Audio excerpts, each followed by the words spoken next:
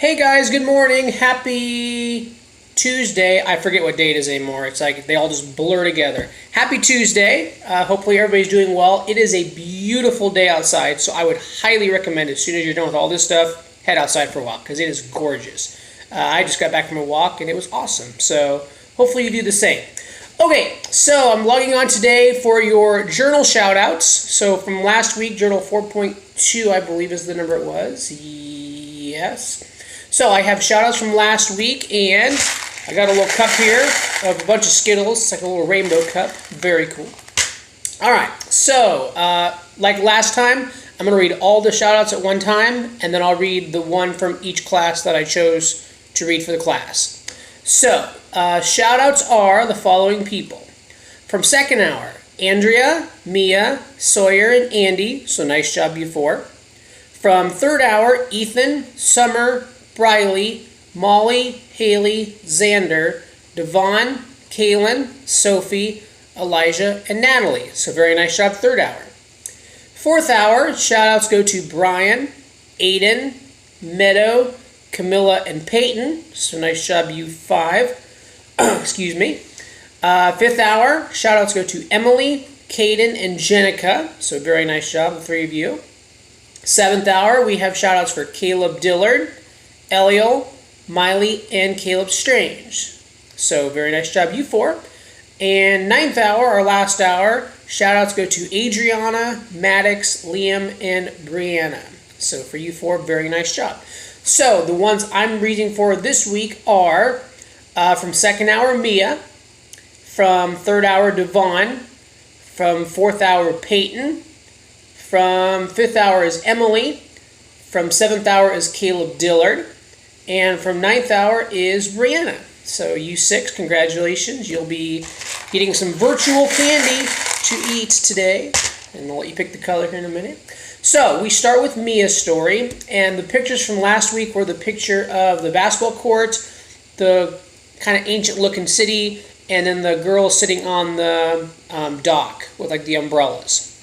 So like by some lake or pond or river somewhere. So like a big dock. So this is Mia's, and Mia's called When Worlds Collide. When Worlds Collide. So here's Mia's story.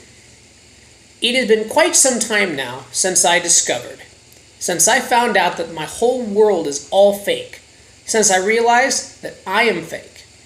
Everything I know and love is merely an illustration of the imagination. The book is called Six Strangers, written by Steve Hall. I am purely just a character from this fictional story, simply a fragment of the imagination of this young author. My character, well, I am Peggy Carter, a young, brilliant mind in a man's world. The story follows six individuals whose worlds collide. At first, it was too much to take in. Unbelievable to think that nothing around me is real. I am in the mind of this Steve Hall in the book. No one believed me, but how could they? It was incomprehensible to think that this was all in his head. Here's how it works. Every day we wake up and tell the story of the book. For example, David Walker is a young, ambitious news reporter who I run into at the local diner when I go to bring him his food and I spill it all over him. That happens every single day.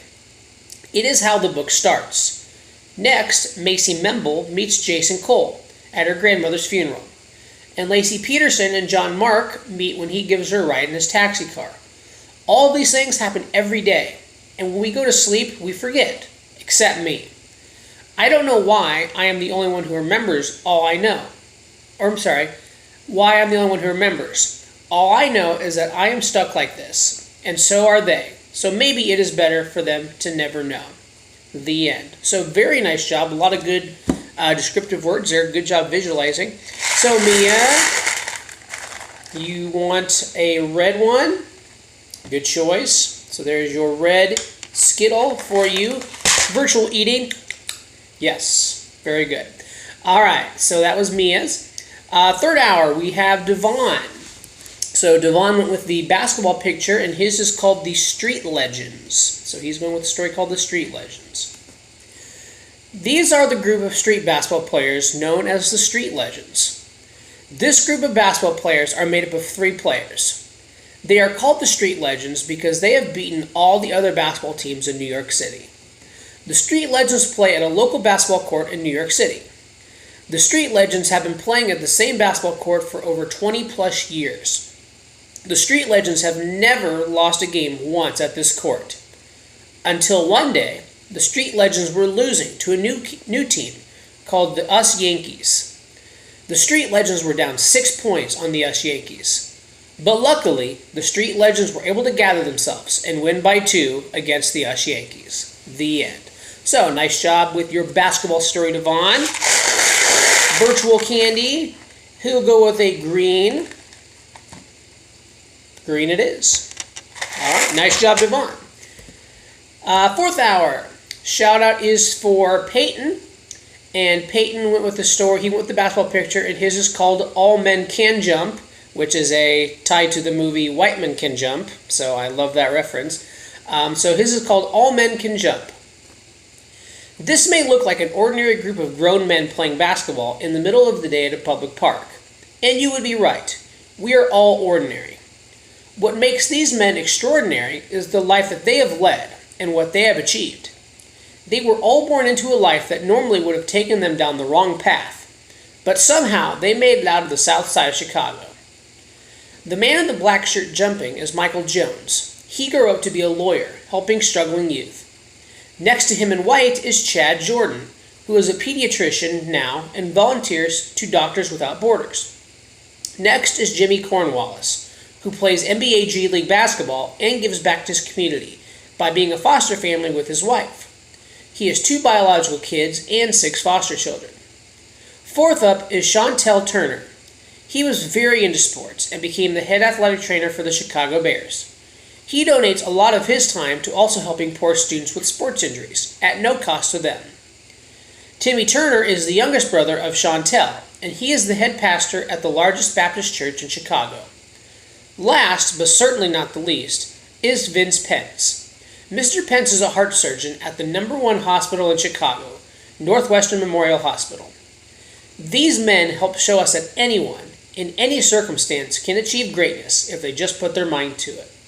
So, very good story, Peyton. Nice job of describing all those people and all of their traits. So, very good. Candy for you, sir. Ooh, he wants a yellow. Mellow yellow. Boom. Very nice. So, nice job, Peyton. Fifth hour, we have Emily. And her story is called Seniors of 2020.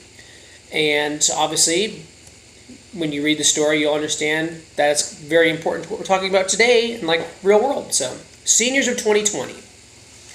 Once there was a group of 6 girls. They had all been best friends since 5th grade. Now they are seniors. Due to a global epidemic, they all have to stay home so they don't get the disease. They don't even get to graduate. They might not see each other for a really long time. They applied to the same colleges in hopes to all get into the same one, but they were fairly hard to get into. It was hard for them to not see each other for months, but they would FaceTime each other almost every day and would drop off random things at each other's houses as jokes. Sometimes paintings or snacks or just random things. The day they got their letters from the colleges they applied for, they thought they had to see each other when they opened the letters. They had been working really hard all of high school and hoped to be able to go to college together. So they made sure everyone would remember to stay 6 feet apart, and they went to their favorite spot to go together. They went to the lake and sat on the dock, where they could see a beautiful view. The first girl opened her letters, and she made it into 2 of the 4 colleges. The next girl made it into 3 of the 4. Then they kept going around, and they all made it into the University of North Carolina, which was a great surprise, and they were super excited to go. They said goodbye, and for the next couple months, they hoped school could start in the fall. Then, just a few weeks before school was supposed to start, they found a cure, and they were letting people go back to work and opening up schools and eventually opened up UNC. The girls went in the fall and had a great 4 years together. The end. So, very positive message there. Hopefully that is very true and that sort of thing plays out. We do find a cure and life goes back to the way that we're known for having life. So, very good story, Emily. Let's see, what do we have? I think you want an orange. Orange sounds good.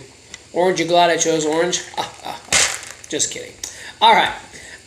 Next up is Caleb Dillard, and he chose the basketball story, and his is called The Ball. One day, I was walking around making a documentary in Chicago. I came past a basketball court. There were some players that had a lot of talent, maybe enough to be in the NBA even. I started talking to them, telling them to join the Bulls. They didn't think they were good enough to be in the NBA though. I got the head coach of the Chicago Bulls and told him to come out and see these players. The coach saw them and offered 5 of the boys $5 million 3-year contracts.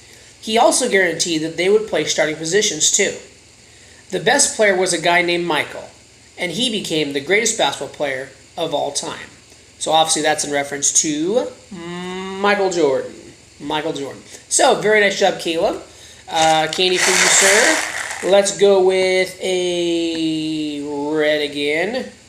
Red, because the Bulls, they're red, so makes sense.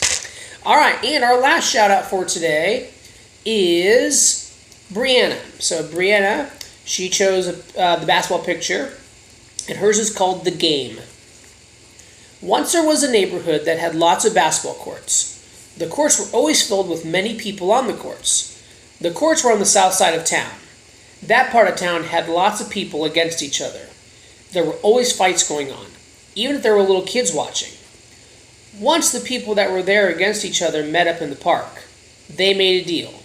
The deal was that the person that won would get to stay here, and the people who lost would have to go away.